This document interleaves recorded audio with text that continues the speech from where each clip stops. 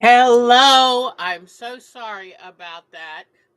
I think I need a new IT man. He forgot to plug my computer in. Oh gosh.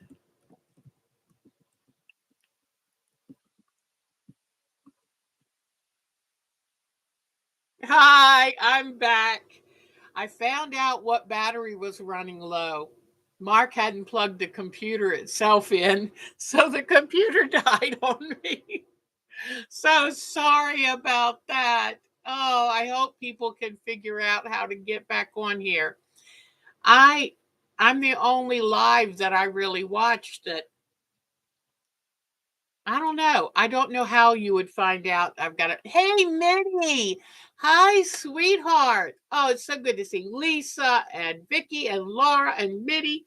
Oh, this is so great.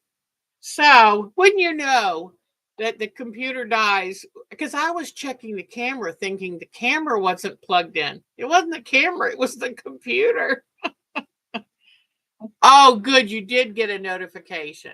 Oh, good. Thank you. So what I was trying to say, I was showing you how. How do you make one of these work? And this is where Mark is he's pretty smart cookie. He found you see that brass inside that wooden deep in there? It is a threaded brass threaded nut.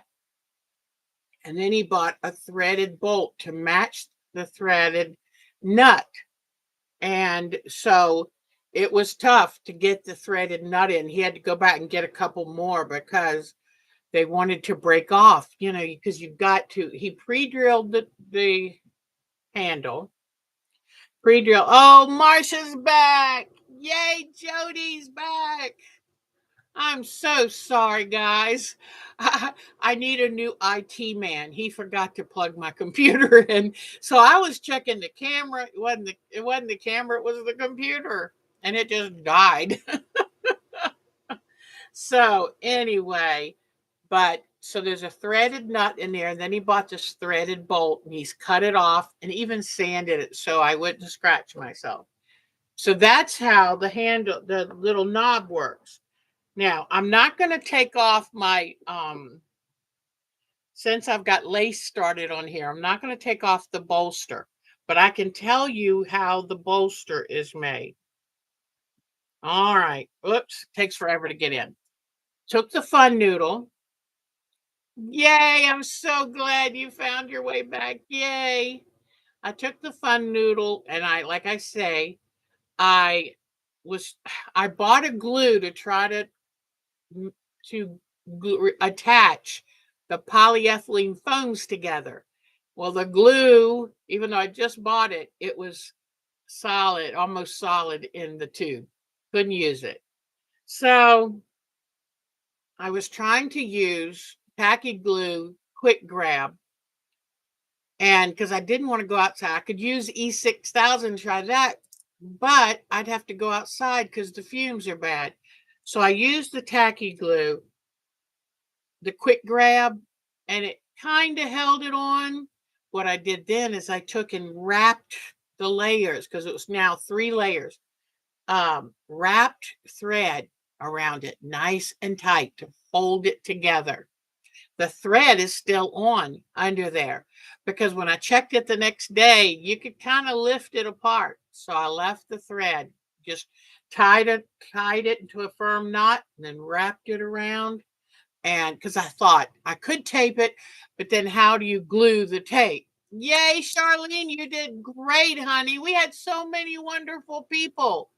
I even saw Cheryl Lemon on there. But so I could use tape, but then the glue, the rest of what I do to it would, you don't want the tape to stick to any glue. So, but I wrapped it up. Then what I did is I took a really sturdy piece of fabric. I sewed a tube the same diameter as the yay, Polly. And Polly, I'll show you all this if y'all want to try to make one if you end up liking making beaded lace. So then, so I had all of the phones and glued and then wrapped with thread, nice and firm to hold it together. And so then I made a tube out of some really sturdy fabric. I tried to find moleskin, that's my favorite, but I couldn't find moleskin. So this is flannel. And I think it's going to work. Mainly, I like the softness of the touch of it, but also it's to help keep these from just slipping off, and I wanted it to a little bit hold the bobbins in place. And so then Mark found a broomstick that we had down there and he cut it to length, the same length as the bolster. And inside each end of the broomstick, he put one of those threaded nuts, which was a good bit of work. You had to pre-drill, try to make sure you stay centered. Then you had to turn. Those threaded nuts go in because they have a notch. You can use a common screwdriver and screw them in. So that was, he worked really hard. So now we have a knob on each side, a knob on that side, a knob on this side. And so now then after instead of, I was going to make end circles to make the bolster cover, but I thought I can't, I have to leave the area open where the nut is so that the knob can screw into it. So what I did is just made the tube of fabric I made, you're back, made the tube of fabric 2 inches longer. Well, no, actually, an inch and a half longer on either side. And then I got my hot glue gun. And let me tell you, I got a blister from that. I forgot about getting a bowl of cold water. And licking the hot glue doesn't really work as good. So then after I pulled, and I made sure that it was snug, that inside cover was snug. And then I hot glued the ends down, trying to make them as flat as possible because I knew they had to fit inside here. That it would have to go in between these two wooden end pieces. Okay. And then so I got all of that ready. Then Mark went and he cut out all the parts. And the plywood was not expensive. And in fact, still have half. I got a 2 by 4 foot piece and I still have half left.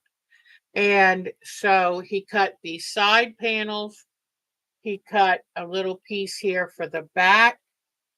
He cut, let me show you the cool thing, because I thought the one I saw a picture of that was very expensive, it had a drawer under here. Well, I couldn't afford that, and Mark doesn't do woodworking enough to make a drawer. So he used another piece of that plywood here and another piece right in here.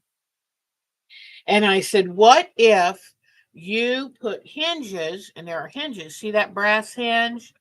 There are 2 hinges here, so that now I can open it and store stuff in there. Isn't that cool? And so then now the bottom of this, we got a piece of MDF that's really tightly compressed. I don't think no, this is a highly compressed 1/4 inch. It's not Luan, it's a little smoother. Hi, Joni, you found us. So it's for the bottom. I said, don't use the plywood. It'll be too heavy for me. And with my arthritis in my hand, I can't have that. So it's like the same board they use to make clipboards. So we got a piece of that. And let me see. There's where I don't know if you can barely see where he signed it under there. It's really sweet. And then, so then that's what this lid is. It's not a piece of the plywood. I wanted to try to lighten this as much as I could. So it's part of that fiberboard, really nice, tight, smooth edged fiberboard. And so here, that's what this is. Then I took some more of that polyethylene foam and I hot glued it. But be careful, hot glue melts it. So I had to be real careful, just enough to get it to stick, but not too much to melt it, or it would have left divots. Then, and what I did is I put extra in the middle. I wanted a slant. Now, let me see if you can see where this is slanted. It's thickest in the middle and then comes back down. And that's so that the bobbins will naturally want to flare out and more likely to stay in place. So I put a second thickness just here and then let the other piece come down, glued it along the edge. Then I covered this first with that heavy, thick fabric that's really sturdy. Even if I change covers, the other fabric will always stay. And so then I hot glued this on. Now, I've got to be honest, it's not as pretty underneath. I had a little bit of a fight with the hot glue gun, but I thought, who's going to look under there? Well, I should have realized I would show y'all. I show y'all everything. And then I used the braid just to finish the edges to make it just look nice and keep the fabric from wearing too much.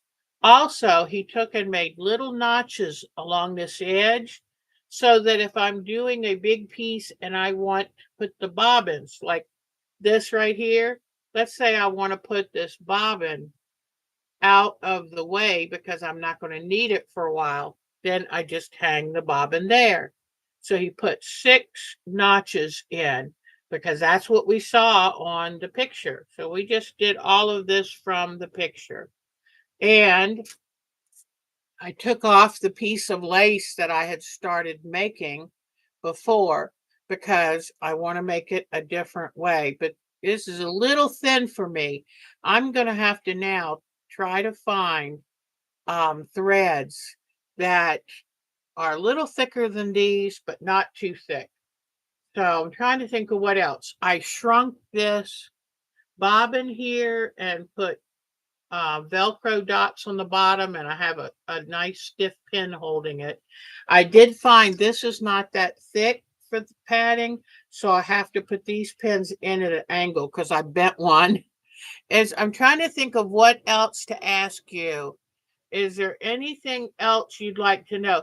But the reason I made this, heck, I made this because I am going to do bobbin lace in the evenings. During the day, my schedule is too full, but this is a wonderful evening project. And in the evenings, I like to be in my reclining couch with Mark and the dogs. And so I wanted something that I could put on my lap desk where I sit. And so that's why it's maybe, let's see how big did this end up making? Um, it is, yep, just barely over 10 inches. And you notice that I made this lid cover stick out further. And because I wanted to be able to rest my hands on it. So everything was designed. I could have made it taller or something, but everything is designed to be able to sit on a lap desk in front of the TV, not be too high to see the TV, and but still give me a good working area. And I have up to 11 inches that if I wanted to make a wider piece of lace, I could. Let me see. I've got a little, I'm going to try to put a little tiny knob or something here and a piece of elastic band so that when I go to carry this, I can lock this lid down. But I wanted to show you something too. I had him put a handle on the back of this because if if I were to carry this around, I have to use both hands. And I never, I mean, if I'm going somewhere, my glass of water is going with me. Something else will go with me. So as long as I put this bobbin retainer strip on, and I just crocheted that right there, And as long as I put that on and then it's pinned down, then I can take the handle and I can pick it up like this and take it with me. There's Mark's signature. So then we ended up getting, I got from Home Depot, I got some Behr. Um, I I think I got it from Home Depot. Wherever Behr paint, Behr paint is sold, I got some stain and water-based polyurethane in one because I'm sensitive to chemicals. So I got the water-based. And this has 3 coats of that. Luckily, it dried really fast. I did all of the staining and finishing yesterday, along with the knobs. So there it is. So now what I'm going to, are there any questions you have? Hide some chocolate in there. Oh, I like that. Oh, the good thing is, as I'm making lace and I roll this bolster this way, the lace I can let drop into this back open section. See that? And so, and with it being in 2 parts, this pattern is down right now in that open section. So I really, really like this, and I think it's going to work. So now I want to give you a little demonstration because I know Miss Polly, this lace is really weaving thread, and Polly is so good. Did she ever get back? Yeah, good, good, good. Are there specific threads? Yes, you can. I would look it up. I'm going to try to see if I can get some pearl cotton spools, size 8 or 10, and try that. But there are some very nice threads out there you can get. So what I did is I'm using pretty thick thread, thicker than I normally would. And the reason I'm doing it is because it's easier for a beginner to use something a little thicker, and it helps you, you can eyeball your thread movements. But also, um, I thought it would show up better on camera too. Now, the only problem that I have, this is one of the thinner threads. These, I don't like having to rewind these all the time, but it's, I try to pull it snug if I can. But what you do, these are called bobbins. That's why it's bobbin lace. And what you do is you wind it counterclockwise. Okay, imagine this is a clock face right there, and you're going backwards to what a clock is. So you wind them counterclockwise. Then when you get them to the length you want, you take a piece of thread, you twist it all the way around your finger, then put it over the bobbin, and that then gives you what's called a slip knot. And the slip knot is very easy. Then if you want to loosen it like this one, you can just pull in this direction and it will loosen it. Okay? But sometimes I find, depending on what kind of thread you're using, that the bobbin will want to unwind itself. Like if you're using too thin of thread. Now, this is a very thick one, and this has the opposite problem. And what I mean by that is it's so thick it doesn't want to tighten down. These are some of the threads that I use when I do the Dorset buttons. So I'm just so happy doing this. I can't tell you. I love learning ancient hand arts because you know what? They're dying arts. And so I love keeping those arts alive. Oh, see, this thread, see how it wants to unwind very easily? So it's a little too thick and a little too shiny. The original bobbin thread was linen. So you can still get some linen thread or linen cotton mixes. Most people use cotton nowadays, but both are available and work. But back then, bobbin lace came about in the early 16th. I would say 1500s. and it was at the top of its game in the 1600s. And then when in the 1800s, when mechanization started becoming prevalent, then the hand bobbin lace started dying out. All right, so here I am. Now, I have these bobbins laid out. Whoops, this one came undone. You have a twisting, a complete, have it all the way around for it to hold. And I'm making sure you can see some of my early stitches. It's like a netting across, okay? And you know what? I missed one. This, hold on, let me try to carefully move this. I put this pin in the wrong place. See, I'm doing it enough now that I'm catching my own mistakes, which is nice. I think this goes up this way.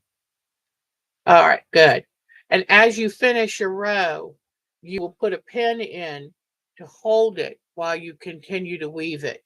If you don't have a pin to hold it, it'll come apart. But once you finish weaving it, then it'll hold itself in place. So here we go. Are you ready? I'd like to just, now I am a beginner. If Polly, I found the best videos on YouTube. And even though I took some private lessons as a part of a little group back in 2013, I didn't make good progress. I think I think it was because of my parathyroids, and now that I've had those removed, they were enlarged, and it made me very foggy all the time. So, but now when I watched YouTube, it was so easy to understand. So I thank goodness my mind is clearer now. All right. So just lining these up, making sure, see how they're nice and straight. You don't want them crossed until you want them crossed. All right. Here, these two pins, and watch me loosen these because they're a little short, and loosen this. Now, if you have trouble loosening them, one thing you can do is just take the pin like that around that knot, and they'll loosen real easy. All right, these I put a little dot on. Whoops, let's see, come back up.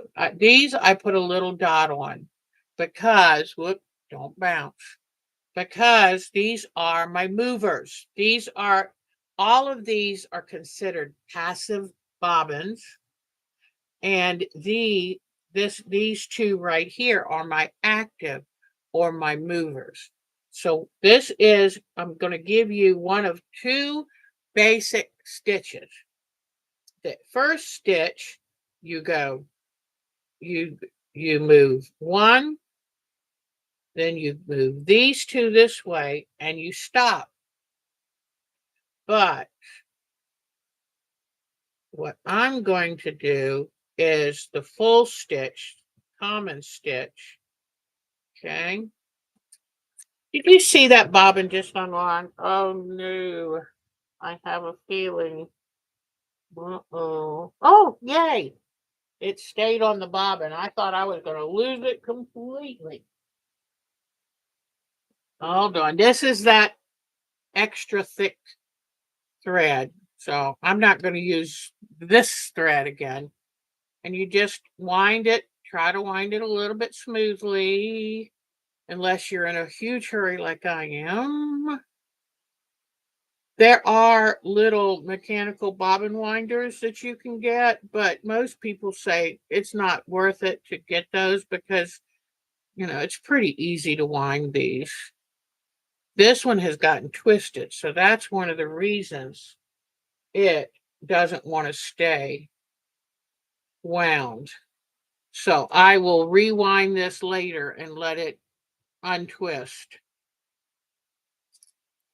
Because, when the thread gets under tension with the twisting like that, it's a pain to deal with. Okay, we'll pull it snug, so hopefully it won't unwind quite yet. All right. All right. So now we're at the beginning. I'm going to kind of slide these out of the way. Okay. And it is, if you can keep the bobbins the same length, it really, really, whoops, this one had come loose, I think. No, it hadn't quite. But if you can keep them the same length, it makes bobbin lace work so much easier. So, okay. When you put the bobbins on the pin, when you're first starting, bobbins always come wound in pairs. So you have you wind the string on one, take this other end of the same string, wind it on the other. So if you were to hold it out, you'd have a bobbin on each end of a piece of string. And then you loop them on one pin and you go down the line to get all your pins. All right, so now I'm back to this end. And what I did is I did what's called a twist. It's when you go from right to left. And I did a double twist because it makes a nicer edge for this piece of lace. All right, so now I have these 4 bobbins. You always work 2 pairs at a time. You go cross, twist, cross. Don't ask me why they call them that. They just do. And then these now, if you didn't want these to bother you, you could always take and put a pin up on the bolster and just hang those there. Okay. So now my movers need the next 2, which are these. This one keeps trying to get attention. Okay, so now I've got these 4. You do cross, which is left to right. You go twist, and you go cross. And when you do that, you can see where, oh, they line back up. They stay together, okay, in pairs. So now this is the next color. So I do cross, twist, cross, pull them apart. Then let me wind this one. It's going to be difficult. I think as I get the right thread on here, I think as I get more used to doing this, then I won't have, you'll see when you watch the YouTube videos, you'll see them have to rewind them, but not nearly as much as me. So I think it's my inexperience. So here we go again. Cross, twist, cross. So you move 1, then you move 2, then you move 1. And you just keep this pulled gently down, keep this moving. Here now we're at this, cross, twist, cross, okay, cross, twist, cross. And that way they keep lining back up. Now it's important to keep these together. Don't, everything has to stay in that same order. All right, here we go. Cross, twist, cross.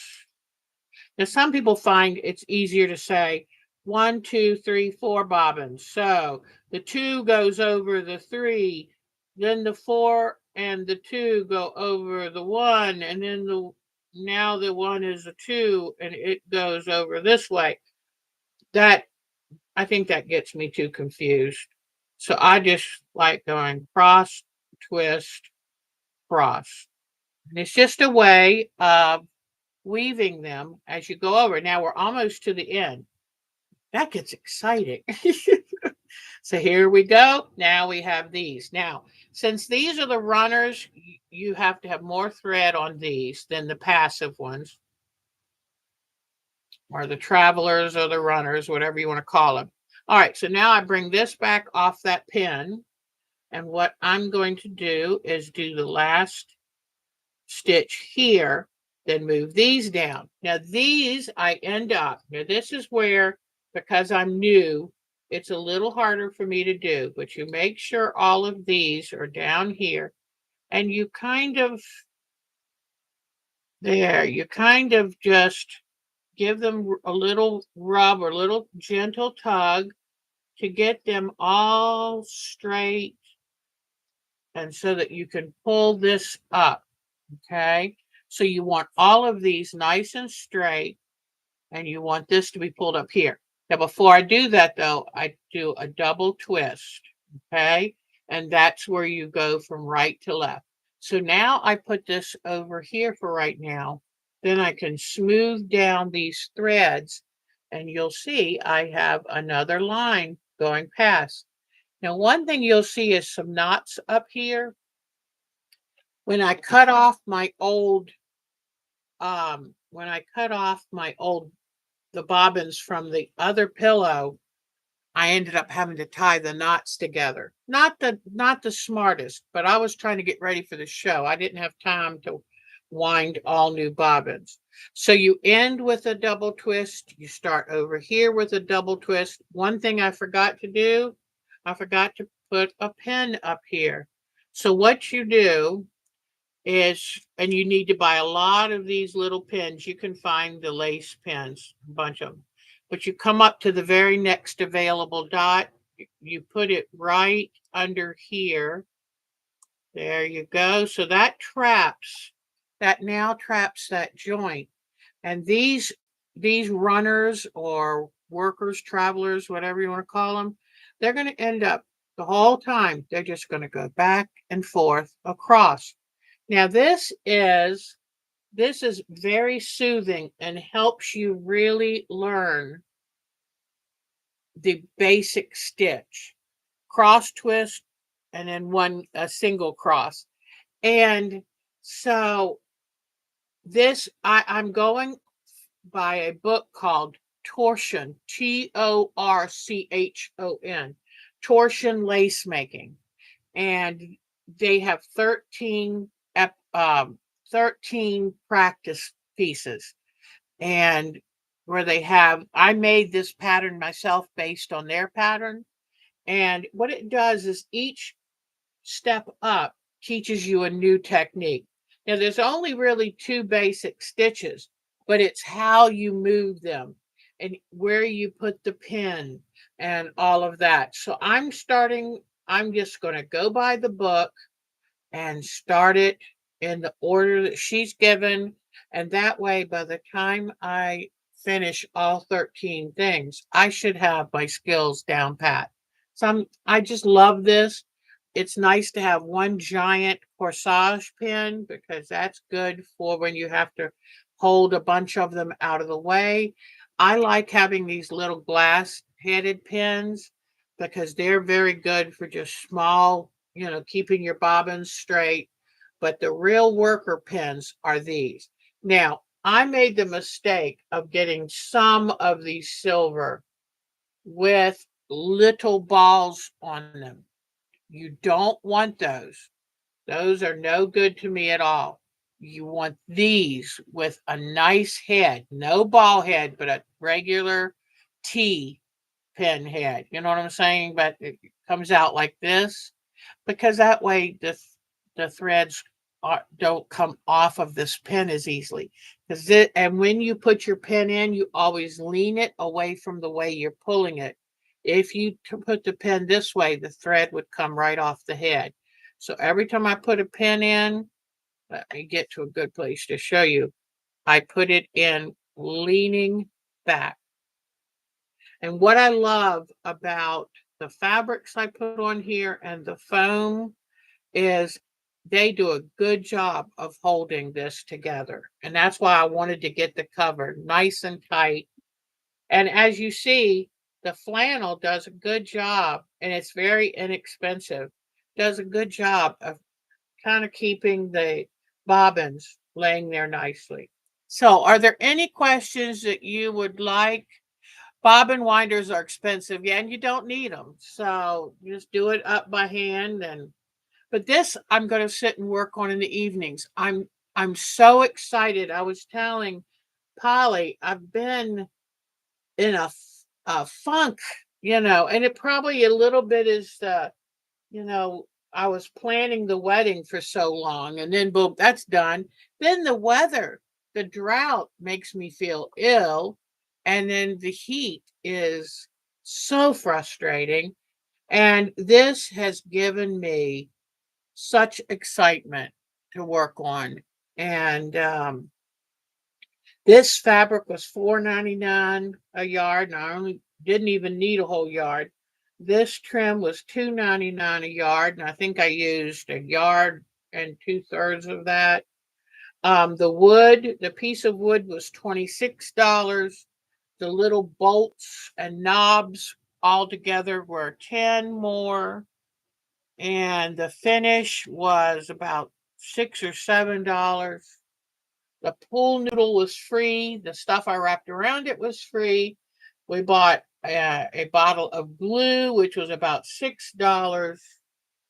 So just some, and like Mark worked really hard to get the edges sanded so they wouldn't catch. And I put the finish on and sanded them in between. This was a $2 handle right here. So that's the expense of it. And I think it is so well worth it. If anyone needs pool noodles, let me know. We've had them for years and don't use them anymore, so it came in real handy. So anyway, the bobbins, look around and price bobbins. They vary greatly. You'll see some bobbins that have little what they call spangles on the end. And what that is if you have a round bobbin, when you see that little metal loop with a couple beads on the bottom, it's to keep the bobbin from rolling. And that's why I really like these lightweight and square bobbins. But they're right now, I wanted to buy another pack to have them. They're they're sold out. So I don't know if a lot of people all of a sudden are trying bobbin lace. So I know that's the problem, Joe. Mark said, I'm not a woodworker, but he hates the thought of doing making something like this, but he knew how much I wanted it. And I value him. You might be able to go to Lowe's or Home Depot and see if they'll do a custom cut for you. Wouldn't that be nice to have them help? Just remember, and then you make this. If you know how to crochet, then you can make this because it's double crochet, maybe single crochet, then skip spaces with the double crochet, and then finish out the top double crochet row. And that way you can put your bobbins in one of these. And you put your bobbins in the holes, but you also pin it firmly, pin it snugly across here. And that way nothing will get tangled when you go to move it. One more thing I'm going to make is a dust cover for this, so that if I set it aside, get busy on something else, I can just put a simple little muslin dust cover over. All right.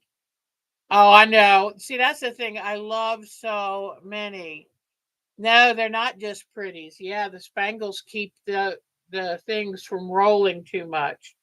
But I if Peggy, I mean Polly wants to try it. She's so wonderful at weaving. I know that she would be good at this.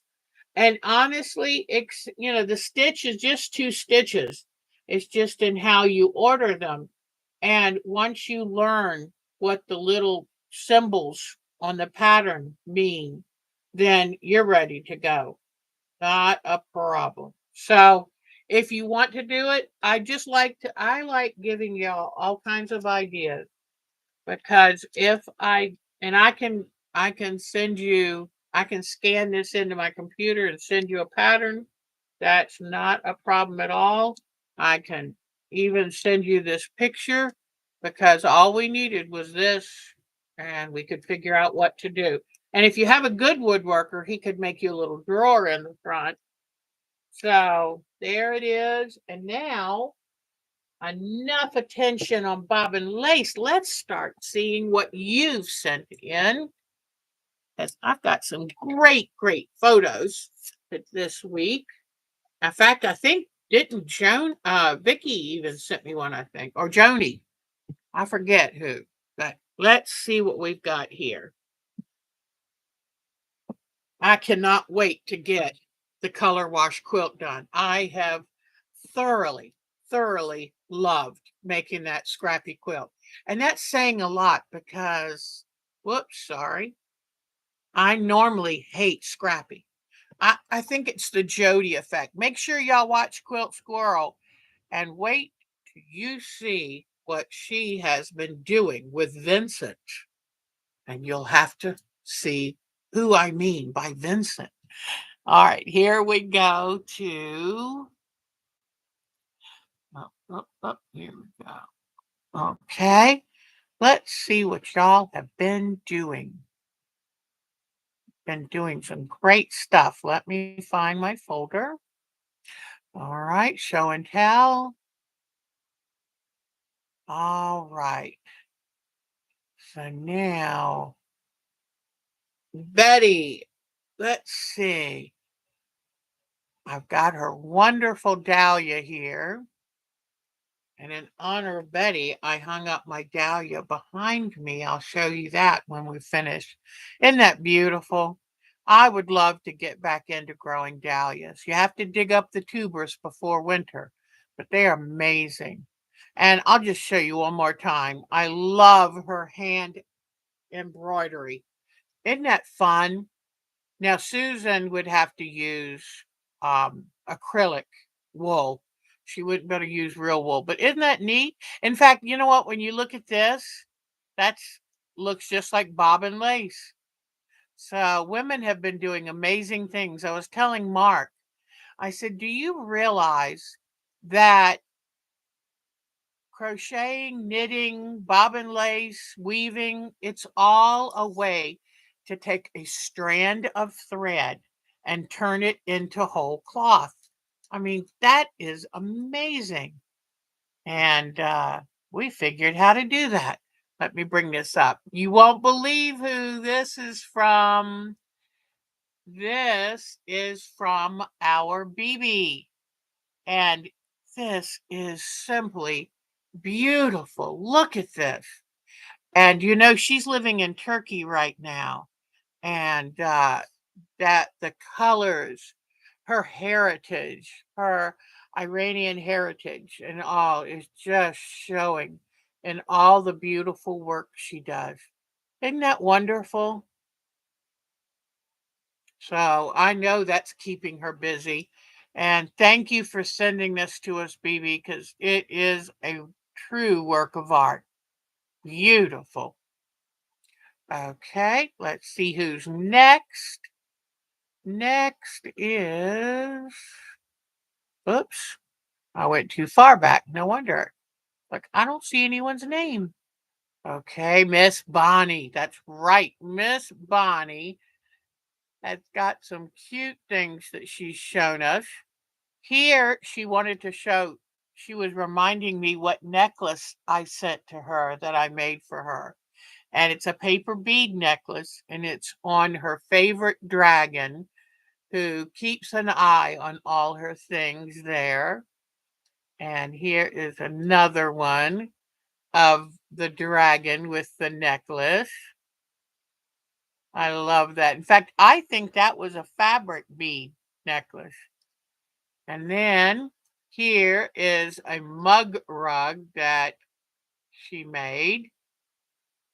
That cookie looks good too. I think that's oatmeal raisin. Yum. And her black work and her LaFleur. Beautiful. And a patriotic block that she was making for block exchange. I love how she participates in so many things. She really reaches out. And look at this patriotic block. That's lovely. And more black work. Let's see. Yep, that was it for Miss Bonnie. Now let's go back and see who's next. Oh, that's right. This is Miss Charlene's. Okay, let me see.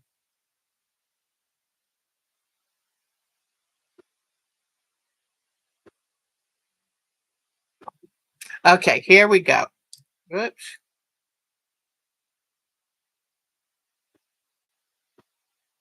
Here is one of her quilts. This Miss Charlene, my quilts, they know all my hopes and dreams, joys and sorrows.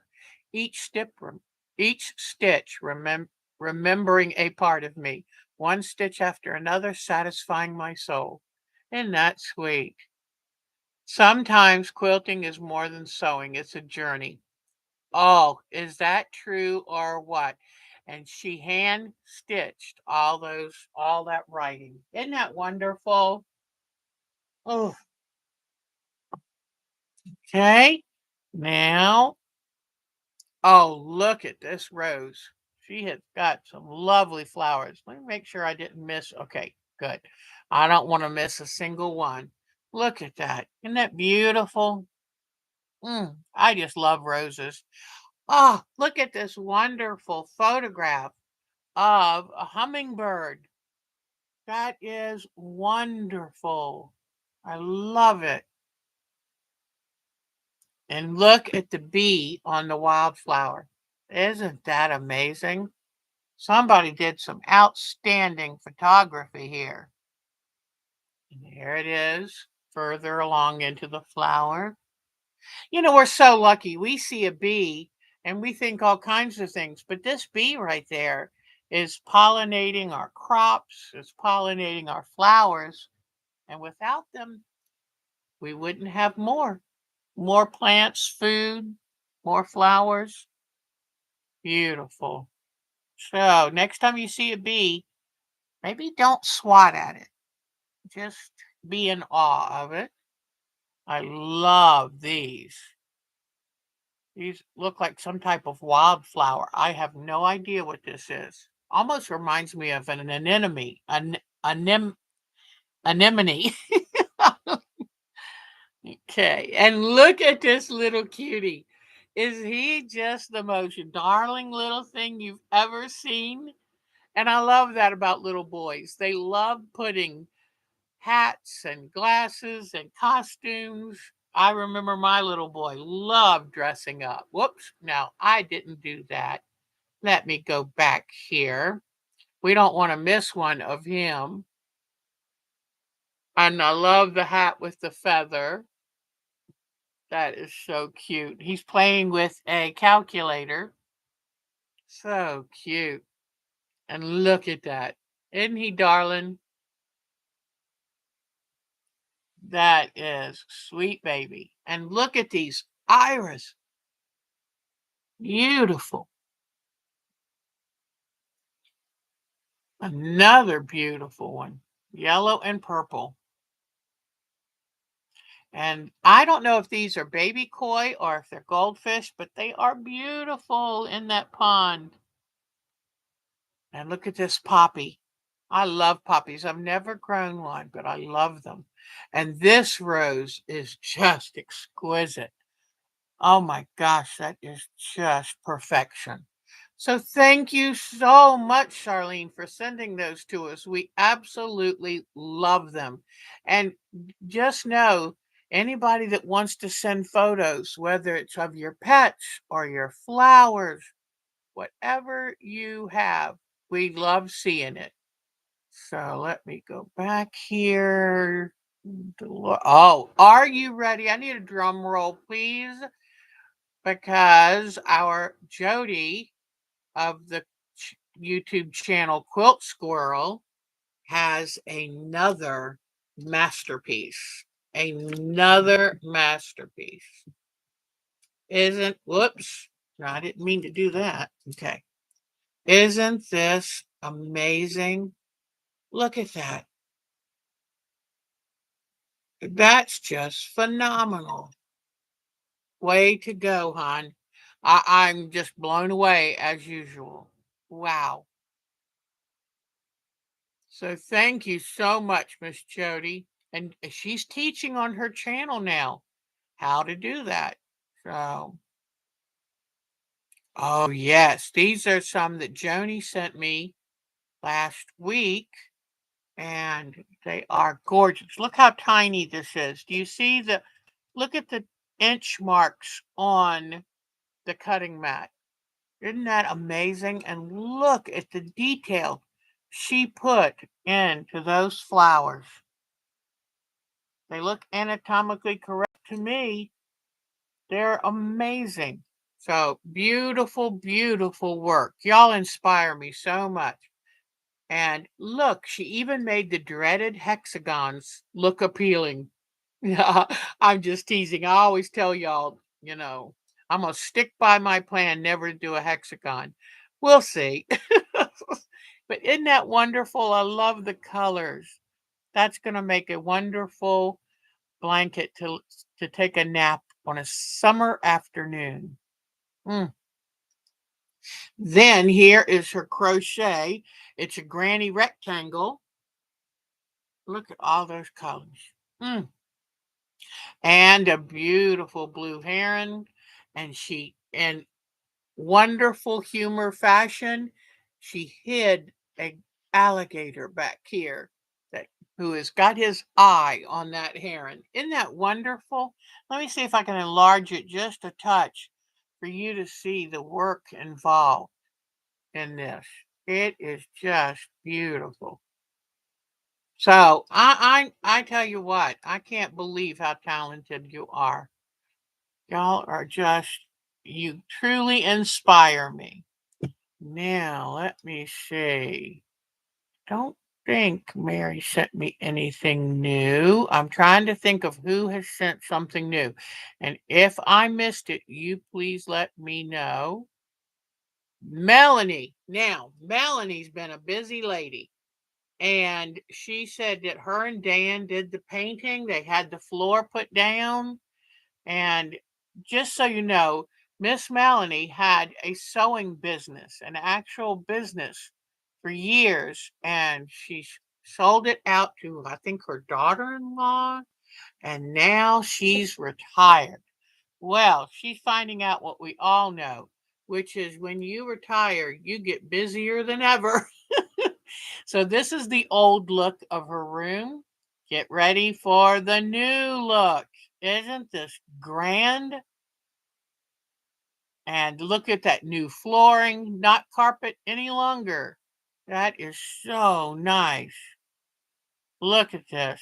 Let me enlarge this a little. Isn't that wonderful? I imagine it must be so exciting to work in there now. But, they used to always tell us we had to stick with white to not interfere with colors, the colors in our quilts. That's not true. You can use any color that makes you happy, that makes you smile. It's a good color. Okay. I don't like quilting with many rules because that just takes the fun out of it. Look at all of this storage she's got. Wow. And this, I love this fireplace in your studio. Isn't that nice? And there's little Willow laying right down there wondering what in the world has mommy done. Isn't that great?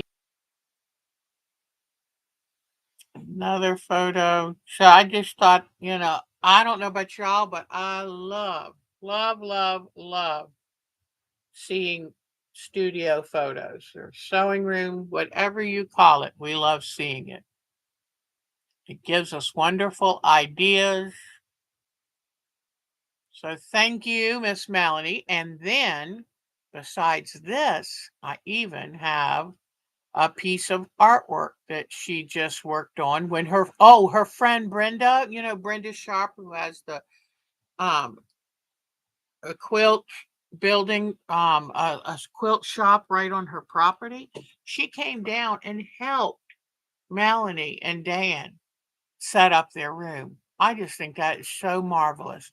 So, and she showed Melanie this trick of landscape quilting. I see the um, tool back behind here sewn on, and here it's inside of her embroidery machine hoop. So that's what that green edge is. And then here is our neck. Whoop, not that one. Hold on. Let me see. I was supposed to have two of them. Let me see. Yeah, I guess I am showing both of them. Let's bring this one up just to make sure.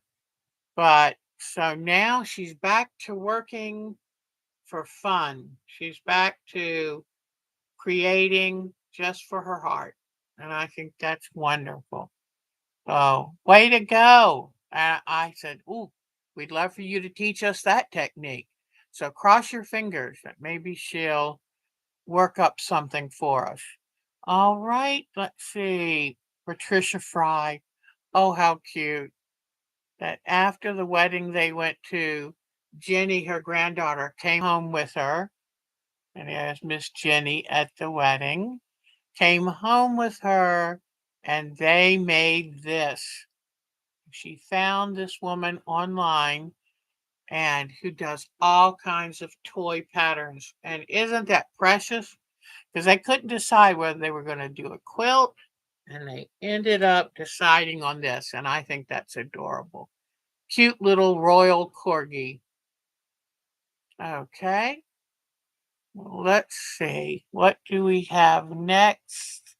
Oh, I heard from Sharon Dietz. I was so excited. She sent us this panel. I think she got it from Joanne Fabrics. And that is just so cute.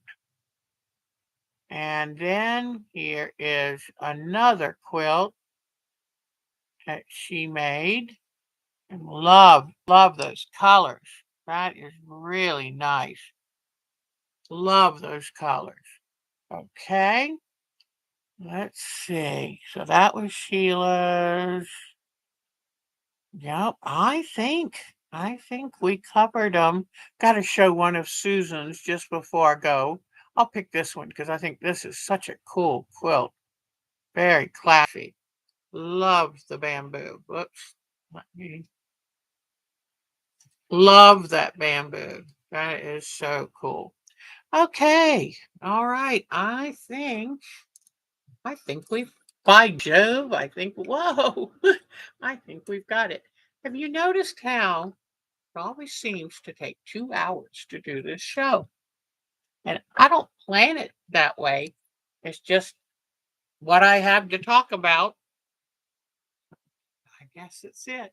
So, okay. Uh-oh. Got all these to close out on.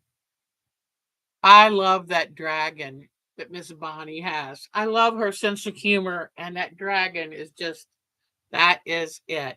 All right. Anything else, you dear hearts? Any questions, comments? Oh, someone had asked, what do you do? What fabric do you need? All of this. So, I'm going to work on this evening. I'm going to work on it. If you were just starting brand new with a storm at sea, what do you need? And I will try to get that out tonight so that you have a chance to gather up your supplies. And as usual, I will try to find your free pattern because, it's an expensive hobby and I understand. So the quilt here, I think I remember making that as part of our time to quilt. So I don't know if it's a mystery quilt pattern or what. I think it was. I think that was a Merry Mayhem. And I think it was a New Year's Day quilt pattern. And we worked it on here probably 4 years ago, something like that. But I told Mark, shame on me for not labeling these things because I forget that I looked at it and went, I made that. So I just thought I would show you that was from a mystery quilt. And I love all the little prairie points around the border. See the prairie points? That's a lot of work. All right, everybody. So this week we're going to have Art Quilt Thursday on Thursday. Then we're going to have next Sunday. We'll talk some more in detail about the class that starts that next Monday. Tonight, I will have, it might be 10 o'clock, but I'm going to have information about our class on the site. If you are not a member of the site, but you would like to either join the site or know have patterns we've made or more information about this free class, then write me at ourtimetoquilt@twc.com. All right. And I will answer all your questions. They were wonderful photographs. I will answer all of your questions. I'm here for you to help you in your quilting journey. And don't forget to watch Quilt Squirrel because she and Vincent are quite a pair, let me tell you. All right. Yes. Thank you to our Marcia. Thank you to our Vicky, our Joe So's, wonderful moderators. Couldn't do it without them. So thank you so much. And let me see. Yep, I think I talked about everything. And don't forget, if you want ideas and inspiration for your own color wash quilt, look up Terry Rowland on YouTube. And this is a Terry Rowland style color wash quilt. And I put my own touch on it, but that's where I got the idea. And thank you, Terry. It's wonderful. All right, everyone, have a good week. Please stay cool. Um, Try to beat this heat and humidity. It is just a mess. And just think, in 6 months, we'll be complaining about the cold. Take good care. Have a good week, everybody. Bye bye. See you soon. See you soon.